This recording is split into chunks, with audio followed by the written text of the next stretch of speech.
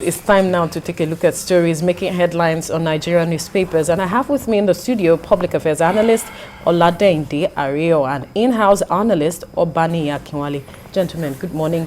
Thank you for joining us on TVC Breakfast. Good morning, pleasure being here. Right, let's head straight to the papers now. And I begin with the blueprint.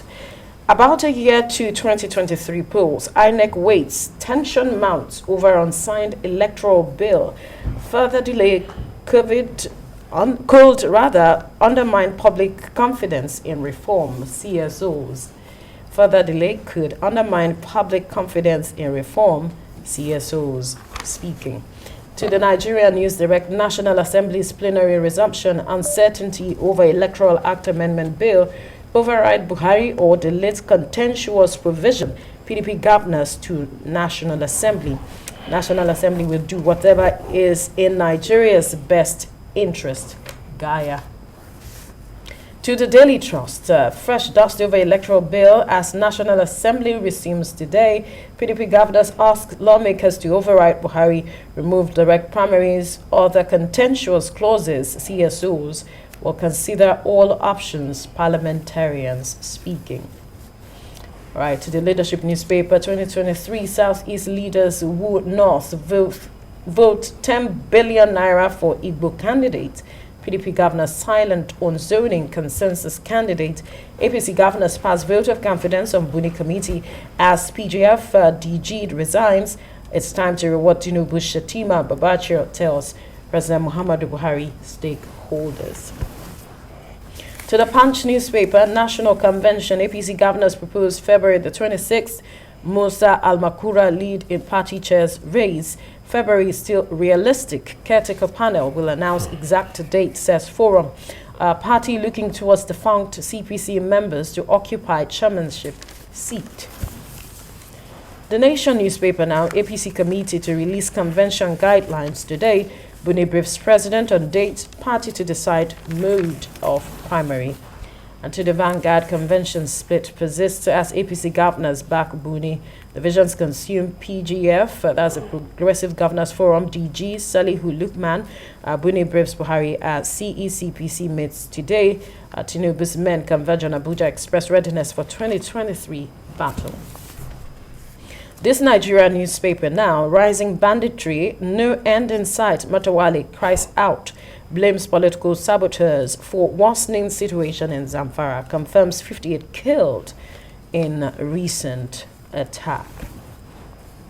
To the Daily Times, banditry won't end soon in Zamfara. Matawale speaking, reveals plans to name collaborators, insists 58, not 200 people killed in recent attacks. And Nigerian Tribune now, federal government files fresh 15-count charge against Kanu. You find the details on the pages of the Nigerian Tribune. To the Daily Sun, budget exposes fraud in 2022 budget, lists 460 duplicated projects worth 378.9 billion naira. Budget padding and NAS function of actions in Asirok, says I am ex-Senate President. And to the national economy, rising prices of bread, meat, yam raise inflation after 8th month decline. Food costlier in Cross River, Akwa Ibom, Rivers State. You find all of the details on the pages of the national economy.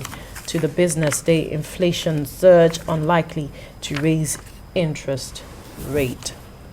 All right, gentlemen. Let's look at this story on the front page of the Nigerian Tribune, talking about the fresh charges, 15-count charge against Nnamdi Kanu, a charge of treasonable terrorism, rather. And it came 24 hours to, his case in court. And there has been divergent reactions to this development. Nnamdi Kanu's lawyer reacted, and he said that the new amendment smacks of dilatory tactics, meaning that the tactics used is meant to delay the progress of proceedings in the lawsuit against Nnamdi Kanu. But I'm wondering what you make of this development with regards to this case. Let me begin with you, Obaniyi. Yeah, what I would say is it's unfortunate that Nnamdi Kanu found himself in what he is. And one thing that we will always not take away from the sovereignty of any nation is his power to use his constitution or uses within his law to ensure that he governs his state and to make sure that his state is not a banana republic or a lawless state. It's so unfortunate that the Nnamdi Kanu advisors have brought him to this level whereby if we have seen the time pass, you will remember the case of the former NSA in person of Madam Suki. You remember when the court, even the ECOWAS court gave injunction to the federal government of Nigeria to release him. Our Magodo law enforcer in person of AGF Malami said the sovereignty of a nation or the rule of law is better than whatever anybody is saying, and they kept the man in the prison for years. Why I say our Magodo chief in law is because when Magodo case came up, he was able to quickly dispatch people from Abuja and to come and even ridicule the presence of governor of Lagos State. So it's obvious that the federal government or the Office of Attorney General of Federation, who is the chief prosecutor in the country, are interested in keeping this man behind the bars as long as they can. And one of the things you could do for anybody in this situation is not to fight them, is to torture them emotionally, psychologically, and physically. You know, what it means to be in a particular room, you only land in the room for 24 hours. So it's so unfortunate. And again, it also enforces that no matter how individuals are, there is no single individual that is greater than the state. Look at what happened to Djokovic in Australia. No matter how popular you are, no matter how rich you are. So we should tread with caution when we are dealing with state. But nonetheless, it's also to ask our law enforcement agencies, our prosecutors to say that power is transient. It is Attorney General Malami today in the last 8 years. What happens to him after 8 years? We all know what happened to the former Attorney General of the Federation that was almost even kidnapped from Dubai to Lagos. We know what happened to Andoa Kakasi, what happened to him when he was the during Andoa Tenor. Nothing lasts forever. Right. Irrespective of what Nakadu should have done, I think it should be treated fairly and treated justly. If federal government have all these charges, instead of trying to flex muscles, let this case be treated dispassionately and let the man face the music. So invariably, he's not getting a fair trial from your Of course, that's the same thing they did for the likes of a former PDP spokesperson, where they will try you, the court will give you freedom, and they rearrest you again and say there's another count charge against you to put you behind the bar. That's exactly the tactics. You see, if they finish this 15 again, there's another thing somewhere that my AGF Malami has not decided what to do with it. They will throw it again. It could be Interborder Equipment Transmission Act that they will fly over again and continue to incarcerate the man as much as they can keep him, maybe to ensure that 2023 elections is over and whoever comes in can decide to use prerogative of mercy or begin to obey the law. Right. He says he's not he's not getting fair trial. Is that you share the same view? He's not getting fair trial. If we have to start from the point where the way and manner that was impounded and then ferried into Nigeria against international conventions to start with. Okay, he's even here several times. He will be due for court. They will say they won't present him. There was one that said they didn't have money. There was one the minister said it cost them so much to bring him to court. You know, all those ones for me are mere excuses. If I'm allowed to make a prediction, Kanu will remain detained until this government leaves office. Aren't there implications of that? What are the implications beyond what we're already witnessing? It's a gross abuse of his privileges as a citizen of Nigeria. Yes, he has said this, he has done that. There are rules that guide all of these things. Take him to court, let him have a fair trial. If he's found guilty, he goes to jail. He can appeal. Let them also, until he goes to where everything becomes very final. And then they accept his fate. But the way it's being played out, it is obvious that other interests beyond what you and I can see are behind the scene, dictating the tunes.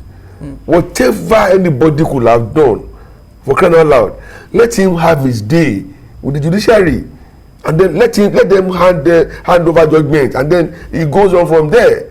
But it has turned to be a recurring decimal, and it could have been anybody anyway. But the fundamental issues have not been treated, i.e., what are those things that generated, I mean, that happened, that brought out Kanu with all those demands? We must address them. Don't forget that the Igboho is in a similar situation in the Republic too. Absolutely. Since July. You don't tell citizens this way. We have left that era. When it was colonial era, they could do anything because they didn't consider us human enough. Okay? But as we are all joint and equal stakeholders in Nigeria, nobody is more Nigerian than the other. And like he said, power does not reside with it, it's transient. All of us were in the middle. 30 minutes ago, I wasn't here. 10 minutes after, I would not be here. It's the same thing. They should, I mean, they should let there be justice, and then let it be with mercy. Taking anybody's liberty away, as he said, is the worst thing you can do to that person. Yeah, what I wanted to say is, for Mazi Nnamdi Kanu, there is no doubt about it. There is general sentiment that, especially during the NSAS, maybe an end, one of the person that the NSAS thing affected was one of people that incited, allegedly, because everybody is presumed to be innocent until proven by law.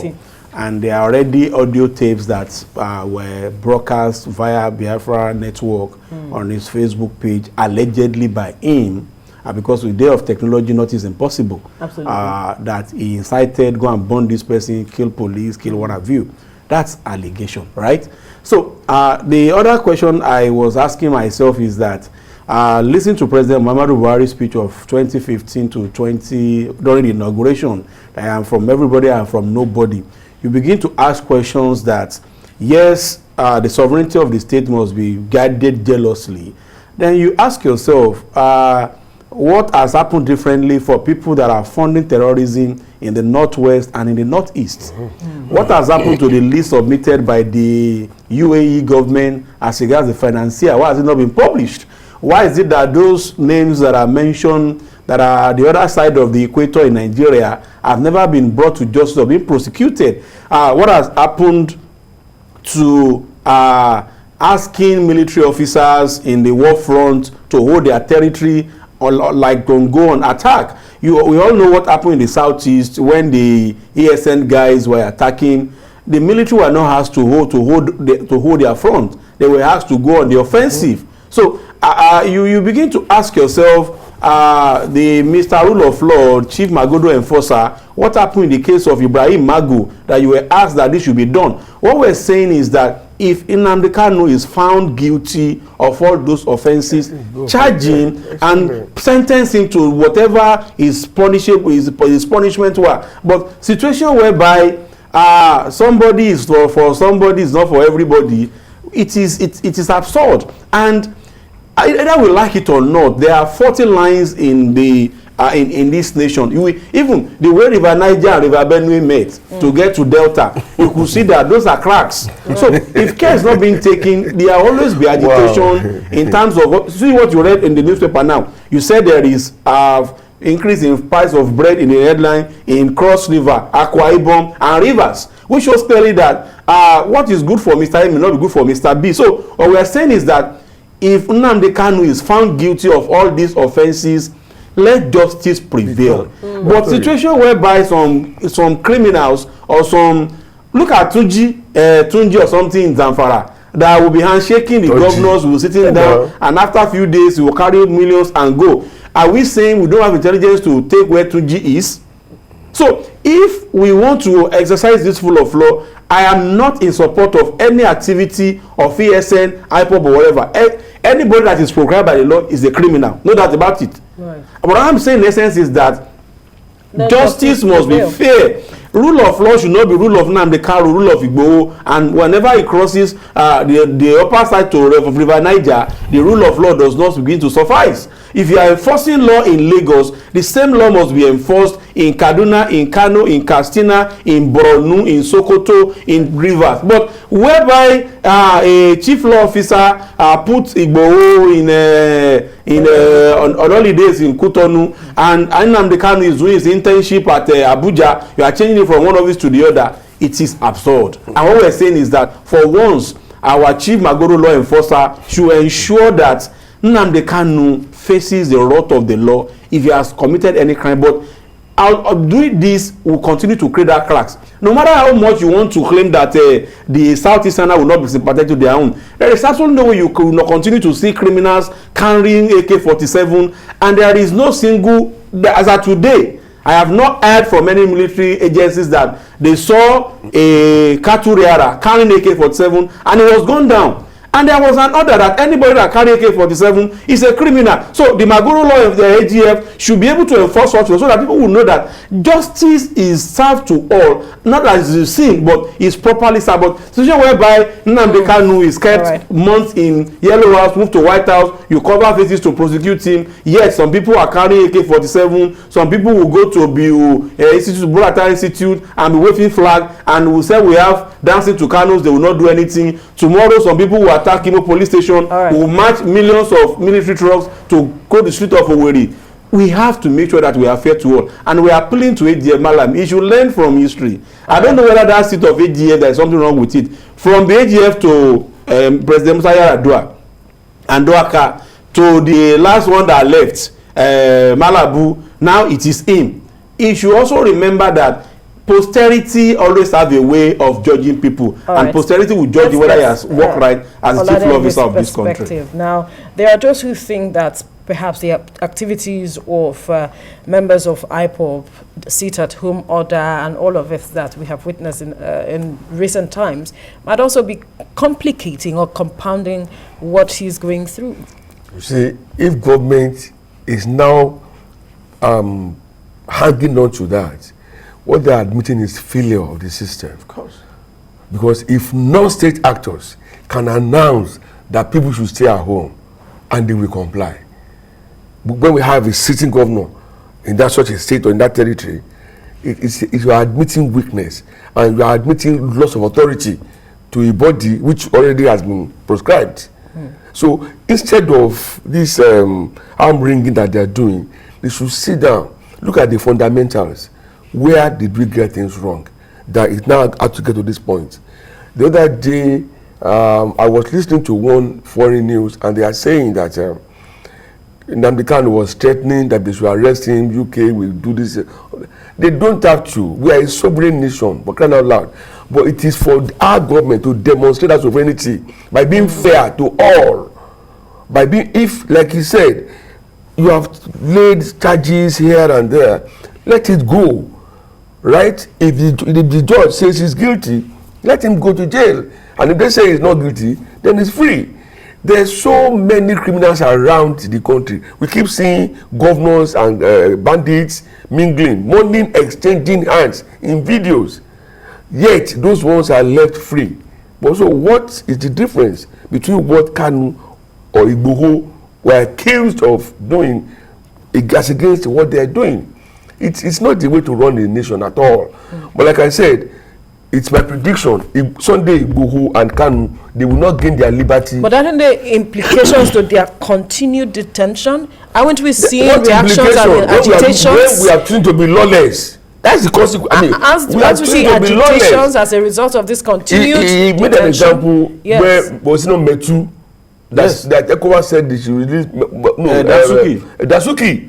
The government didn't obey the rule of law. They didn't. Law of rule. So if that could happen, you just seen a replay now, okay? And if care is not taken, tomorrow another Kanu may arise from any other part of the country and still face the same treatment. It only shows us that our democracy is in word and not in action. We're not democratic. But if we are, because if we are, people's rights will be respected. They have a right to protest, to say, okay, we don't want this thing. Maybe they said it in a manner that is not, or you consider unacceptable. But in dealing with that, you must allow the rule of law to take charge. Let me quickly add this. Let me also say that without taking the fact away that the law has not been too fair, in my view, to the way the case of Nnamdi Kanu is being done. Let me also add that I want to say shame on all political office holder in the Southeast from 1990 to today. Right. We have to be careful with that. And when I say shame, when I say shame, I say it with every sense of responsibility, because what led to Nnamdi Kanu asking is because he felt the way the Southeasterners were being treated in terms of the governance in this country, the country has not been fair to Southeasterners. See, every agitation in this country has always been, let me have a fair share in this country. Then you ask yourself, this is a part of the country that has produced the Senate president twice, Ken Nnamdi, Pius Ayim, even partly Chukwukadigbo. This is a part of the country that has produced Austin Okpara, the one from Imo State, the one that was there for 8 years, Ekwere Madu. This is a part of the country that has produced elected governors in the last about 20-something years. What have they done for the people? The question you ask yourself is it that when they are doing budgeting process in the National Assembly, the Senate President, the Deputy, because if you look at the last 6 years, it's only that you don't have a principal officer of the National Assembly from the Southeast. You have Ken Nnamdi, you have Ekwere Madu run for 8 years. Saraki Deputy, David Mark Deputy Senate President. Were they sleeping? You ask yourself, those resources that have been given to the Southeastern states for the last 22 years, can the people of Southeast feel the impact on the Southeast? You ask yourself, when Pius Ayim was serving as the Secretary General of the Secretary of the Government of the Federation, what impact does he have on the Southeast? So this agitation is as a result of failures of governance on the political class in the Southeast. And that is why, if water is running in Nnamdi Kanu Safaroku village, and the road there, people can go in there, nobody will support that because people are hungry and they are angry. And that was why it's easy for any state actor to ensure that he brings some sense to people. So what I'm saying in essence is that the political class needs to cover their face in shame to allow that to happen. Then again, the political class are now asking for political solution. When they already even incite the system, they incited the man to do what he's doing. Now they are asking, why have we not taken all this mayor? The Yoruba will always say, I don't know how to put it in English. They said, Omo Lomo Laron toru toru. What it means is that what he's saying is that when it's another person's child, you can send them on errands that will warrant coming back very late. But if it's your own, you keep them indoors. That are safeties of the Lord. If another person, safeties of the Lord. When it is your own child, you keep them indoor. So if it will be the first daughter or first son of any of those political chiefs, will they have watched it to get to that level? Will they have been watching for it to happen? Unfortunately, they will never, mark my word, they will never have allowed their own children to do the same, to do things to that level.